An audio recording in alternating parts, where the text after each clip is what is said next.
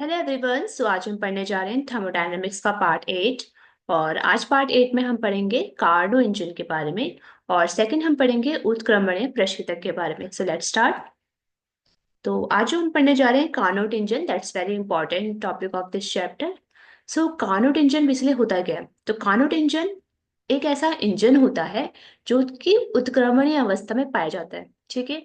यह एक reversible process को शो करता है। इससे पहले वाले चैप्टर में हमने पढ़ा है कि रिवर्सिबल प्रोसेस किसे कहते हैं। ठीक है। तो यह जो इंजन होता है वो दो ताप के मध्य कार्य करने वाला एक उत्क्रमणीय ऊष्मा इंजन कहलाता है। ठीक है। इसी इंजन को हम कहते हैं कार्नोट इंजन। तो बेसिकली इसमें होता क्या है कि अगर हमारे पास एक कार्नोट इंजन है तो इसके यहाँ पे क्या होगा, एक हॉट सोर्स होगा, एक गर्म स्रोत होगा और एक ठंडा स्रोत होगा। तो यहाँ पे एक कार्नोट इंजन करता क्या है कि यहाँ पर Q1 ऊष्मा एक हॉट सोर्स हॉट सोर्स से ली जाती है, यानी गर्म स्रोत से Q1 ऊष्मा जो है इस इंजन के द्वारा ली जाती है। वह Q2 ऊष्मा जो है इस कोल्ड सोर्स को दी जाती है। लेकिन याद रहे कि जो ऊष्मा इसने ली है उसके बाद यह कार्नोट इंजन एक वर्क डन इसके द्वारा किया जाता है। और वह जो वर्क डन होता है वो होता है Q1 माइनस Q2 के बराबर। ठीक है। तो जो जो वर्क डन किया जाता है इस कार्नोट इंजन के द्वारा, that is equals to Q1 minus Q2। Q1 क्या है? Q1 जो इसके द्वारा गर्म स्रोत से ऊष्मा ली जाती है, और Q2 ऊष्मा इसको इसके द्वारा कोल्ड सोर्स को दी जाती है। ठीक है। तो हम इसकी स्टडी करते हैं कि इसमें किस तरह के स्टेप्स होते हैं। क्योंकि यह एक उत्क्रमणीय इंजन है जिसमें कि हम बात करते हैं कि दो स्टेप्स यहाँ पे इंपॉर्टेंटली यूज होते हैं इंजन के द्वारा। पहला जो स्टेप होता है वो स्टेप होता है कि यह क्या करता है, गर्म स्रोत से ऊष्मा को ले जाती है। जब गर्म स्रोत से ऊष्मा को ले जाएगी तो उसे कहेंगे कि ऊष्मा का अवशोषण हो रहा है। और दूसरे चरण में क्या हो जाएगा कि ऊष्मा क्या किया जाएगा, ऊष्मा को दी जाएगी सेकंड सोर्स को। ठीक है। तो यहाँ पे पहला जो स्टेप होता है वो जो स्टेप होता है वो डन होता है समतापीय प्रक्रम में। तो उस स्टेप को हम बोलते हैं समतापीय प्रक्रम। और हम जानते हैं कि समतापीय प्रक्रम का मतलब होगा कि टेम्परेचर जो है यहाँ पे कांस्टेंट रहेगा। अगर वो काम टेम्परेचर T1 पर हो रहा है तो टेम्परेचर T1 पर ही वो काम होना चाहिए। उसके बाकी चीजें जो है वो चेंज हो जाती है, लेकिन टेम्परेचर जो है यहाँ पे चेंज नहीं होता है, बिकॉज इट इज अ समतापीय प्रक्रम। तो पहला जो स्टेप होता है उसमें इंजन में वो होता है कि टेम्परेचर T1 पर समतापी प्रक्रम जिसमें गर्म ऊष्मा भंडार से Q1 ऊष्मा को अवशोषित किया जाता है ऊष्मा इंजन के द्वारा। फिर यहाँ पे हम नेक्स्ट देखते हैं, इसी की प्रोसेस में आता है कि जो निकाय होता है वो शिफ्ट करता है खुद के टेम्परेचर को T1 टेम्परेचर को T2 टेम्परेचर पर। तो याद रहे कि ये वाली जो प्रोसेस हो रही है ये समतापीय नहीं होगी, बल्कि ये जो प्रोसेस होती है उसको कहा जाता है रुद्रोष्म प्रक्रम। ठीक है। रुद्रोष्म प्रक्रम यहाँ पे कहा जाता है कि जब जो हमारा सिस्टम है वो अपने टेम्परेचर को T1 से T2 टेम्परेचर तक लेके जा रहा है। ठीक है। उसके बाद क्या होता है कि टेम्परेचर T2 हो चुका है निकाय का, राइट। तो उस टेम्परेचर T2 पर समतापीय प्रक्रम किया जाएगा। फिर क्या होगा कि ठंडे ऊष्मा भंडार को Q2 ऊष्मा जो है वो मुक्त की जाएगी। ठीक है। उसके बाद क्या होगा, जो हमारा सिस्टम है वो दोबारा से क्या करेगा, जो टेम्परेचर T2 था अपने इनिशियल जो उसका टेम्परेचर था T1 उस पर वापस आ जाएगा। तो इस प्रोसेस को क्या बोला हमने, रुद्रोष प्रोसेस बोला। ठीक है। तो आई होप आपको समझ में आ गया होगा यहाँ पे क्या प्रोसेस हो रही है। तो पहली प्रोसेस क्या हुई, आइसोथर्मल प्रोसेस हुई यहाँ पे। आइसोथर्मल प्रोसेस यानी कि समतापीय प्रक्रम हुई जो कि टेम्परेचर T1 पर हुआ था। फिर क्या हुआ, जो हमारा सिस्टम था वो टेम्परेचर T2 पर आया वापस। और टेम्परेचर T2 पर क्या हुआ, दोबारा से दूसरी आइसोथर्मल प्रोसेस हुई I2 पर। ठीक है। और फिर दोबारा से जो हमारा सिस्टम था वो दोबारा से टेम्परेचर T1 पर आया है। ठीक है। टेम्परेचर T1 पे दोबारा आया है, देखो यहाँ पे। और इनिशियल उसका टेम्परेचर कितना था, T1 टेम्परेचर था। तो we can say that this is a reversible process done by heat engine. तो हीट इंजन यहाँ पे एक रिवर्सिबल प्रोसेस को पूरा कर रहा है। ठीक है। इसको जो है हम एक ग्राफ के हेल्प से समझ सकते हैं कि इस सारे प्रोसेस को भी हम पढ़ेंगे मैथमेटिकली किस तरह से हो रहा है। तो अगर हमारे जो सिस्टम था, जो हमारा कार्नोट इंजन था, उसका प्रेशर था P1, वॉल्यूम था V1 और टेम्परेचर होता है T1। ठीक है। तो जब यहाँ पे समतापीय प्रक्रम होता है तो उस केस में उसका स्लोप कुछ इस तरह से बनता है। ठीक है। ये हमारे ग्राफ में प्रेशर को इंडिकेट कर रहा है और ये वॉल्यूम दिखा रहा है। ये हमारे पास क्या है, दाब है, और ये हमारे पास आयतन है। ठीक है, तो यहाँ पे क्या हुआ, जब समतापीय प्रक्रम होता है तो कुछ इस तरह का स्लोप हमारे पास बनता हुआ दिखाई देता है। ठीक है, जब ये स्लोप बनता है तो इसका जो प्रेशर होता है वो P2 चेंज हो जाता है समतापीय प्रक्रम में, आयतन में भी चेंज आएगा, लेकिन इसका टेम्परेचर जो है वो क्या रहेगा, कांस्टेंट रहेगा समतापीय प्रक्रम में। फिर दोबारा क्या होगा, जो हमारा सिस्टम होगा वो अपने टेम्परेचर को जो है चेंज करना चाह रहा है। ठीक है, ऐसे इसलिए ताकि वो एक रिवर्सिबल प्रोसेस को डन कर पाए। तो यहाँ पे उसका टेम्परेचर जो है वो T1 से T2 चेंज हो जाएगा, उसका जो प्रेशर है वो P3 हो जाएगा, और वॉल्यूम जो है वो V3 हो जाएगा। अब यहाँ पे क्या होगा, उसको जो है ऊष्मा जो है मुक्त हो जाएगी, तो यहाँ पे संपीड़न पाया जाएगा। ठीक है, कंप्रेशन हो जाएगा यहाँ पे, इसका अगेन टेम्परेचर जो है वो कांस्टेंट रहेगा, क्योंकि यहाँ पे अगेन समतापीय प्रक्रम हो जाएगी। ठीक है, ये पहला चरण है, ये दूसरा चरण, तीसरा चरण जो हम पढ़ चुके हैं।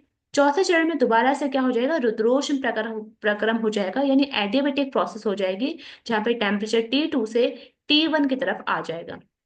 तो ये पूरी साइकिल होती है जो कि कार्नोट इंजन के द्वारा डन की जाती है, क्योंकि वह एक उत्क्रमणीय प्रक्रम में होते हैं। ठीक है, अब हम यहाँ पे देखने वाले हैं कि इस केस में कितना वर्क डन किया जाता है पर स्टेप में। ठीक है, तो पहला स्टेप होगा चरण 1 से चरण 2 के द्वारा, हम देखते हैं गैस का क्या होता है, समतापीय प्रसार होता है, जिसमें जो गैस की अवस्था होती है वो इस तरह से उसमें चेंजेस आते हैं, और यहाँ पे जो वर्क डन होता है that is equals to μRT1 log V2/V1। तो ये जो वर्क डन है वो समतापीय प्रक्रम जब भी किसी गैस का होगा, उस केस में ये फॉर्मूला हमने डिराइव किया था लास्ट लेक्चर में हमने इसको डिराइव किया था, जब हमने देखा था कि जब हमारी कोई भी प्रोसेस समतापीय प्रक्रम में होती है तो उस समय कितना वर्क डन किया जाता है, ये फॉर्मूला वहां से डिराइव होके आया है। ठीक है, हम देखते हैं कि सेकंड चरण क्या होगा, जहां पे चरण 2 से 3 में जाएगा, यानी कि ये वाला चरण होगा हमारा 2 वाला, जहां पे रुद्रोष्म प्रसार होता है। ठीक है, तो रुद्रोष्म प्रसार या एडियाबेटिक प्रोसेस में जो वर्क डन होता है that is equal to this. Third चरण में क्या होता है, समतापी संपीड़न होगा, यहाँ पे क्या होगा, दिस इज अ थर्ड चरण, जहाँ पे हमारे पास समतापी तो प्रोसेस होगी लेकिन यहाँ पे संपीड़न होगा। ठीक है, तो यहाँ पे वर्क डन कुछ इस तरह से हो जाएगा।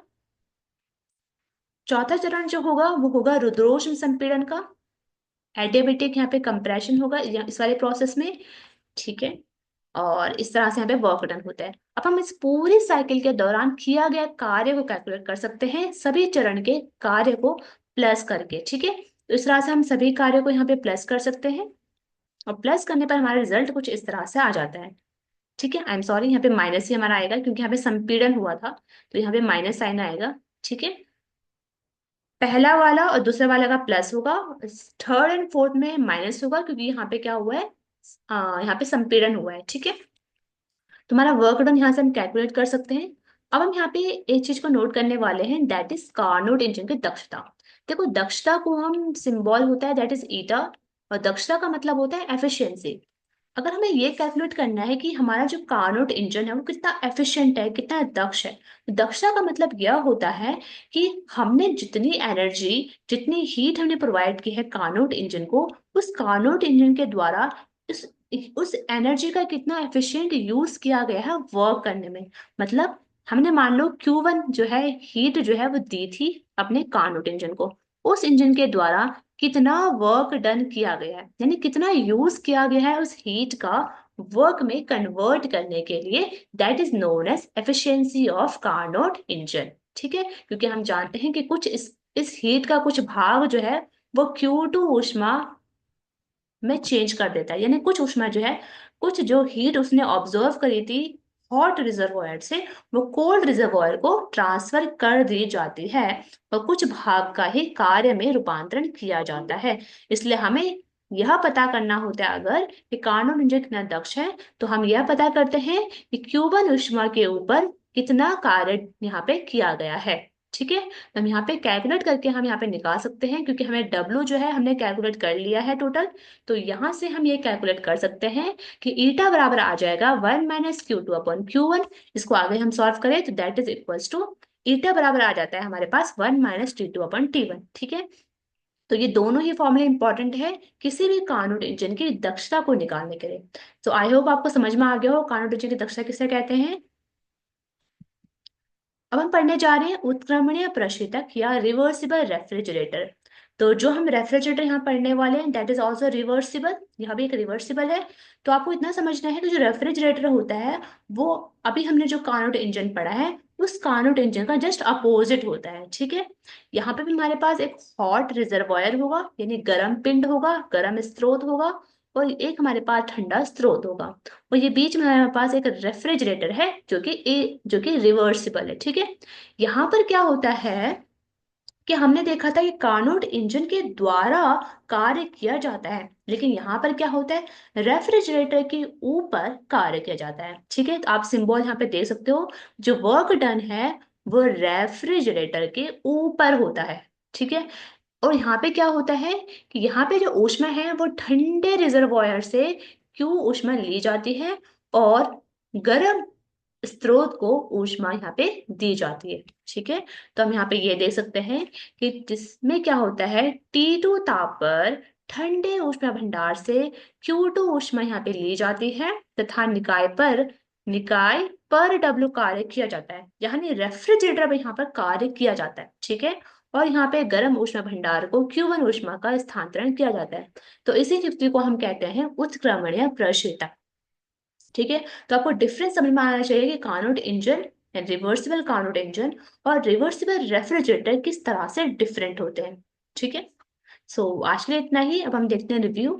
सो हमने ये जाना कि कार्नोट इंजन क्या होता है। कार्नोट इंजन एक ऐसा इंजन होता है जो दो तापों के मध्य, आपने देखा है दो ताप के बीच में ही कार्य कर रहे थे, T1 temperature and T2 temperature. कहीं भी हमने T3 टेम्परेचर को अज्यूम नहीं किया था, क्योंकि यहाँ पे दो ही टेम्परेचर होता है, एक होता है गर्म ऊष्मा पिंड का टेम्परेचर, एक होता है ठंडे ऊष्मा पिंड का टेम्परेचर।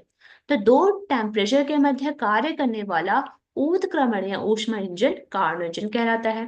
हमने यहाँ पे बात करी कार्नो इंजन की दक्षता का फॉर्मूला आपको याद होना चाहिए, that is eta is equals to 1 minus T2 upon T1, और eta is equals to 1 minus Q2 upon Q1।